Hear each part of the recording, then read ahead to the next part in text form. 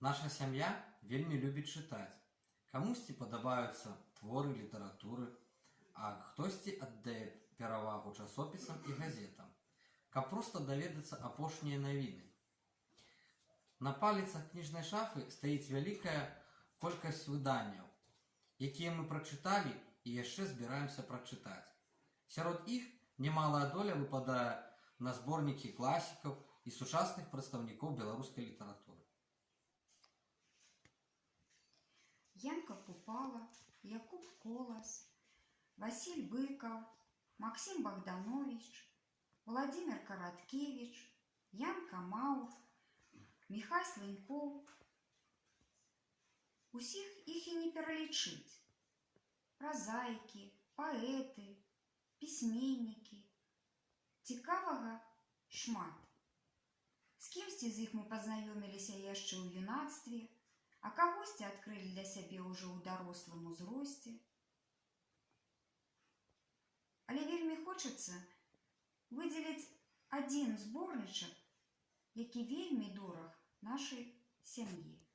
Гэта звычайны зборнік паэзіі, які дастаўся маме даўно ад настаўніцы па беларускай літаратуры. Шмат гадоў таму назад яна сказала сваёй вучаніцы, што кожны чалавек – гэта верш, у якога асабісты лёс і прызначэнне.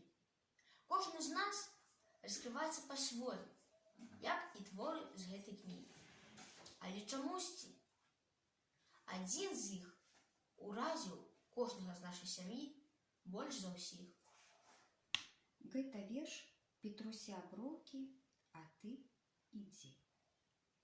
Дарог у свеце вельмі многа, а ты між іх сваю знайдзі.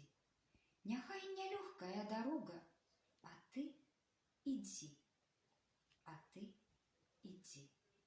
Няхай цябе віхор збівае, няхай трывожна даль гудзіць, няхай сцяжынку замятае, а ты ідзі, а ты ідзі.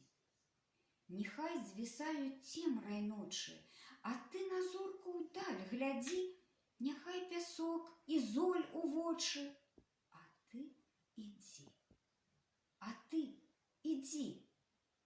Няхай, абы тверу прагна, няхай жуда, няхай адзін, няхай каменне, твань і багна, а ты ідзі, а ты ідзі. Для сабе мы уяснілі, літаратура дапамагае зразумець жыццё і адчуць свае прызначэнні. А правільна падабраныя творы у прыватную бібліятэку будуць хоць і маленькімі, але вельмі значнымі свечкамі ў начной цемры. Калі вы будзеце шукаць дарогу, па якой трэба ісці наперад да сваёй мэты.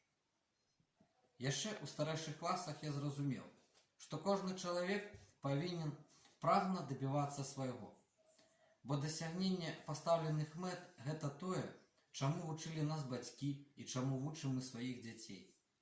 Цяжкасцей у жыцці шмат, але нам трэба ўясніць, што перад імі нельга спыняцца, каб не згубіць мэту свайго існавання на гэтым свеце.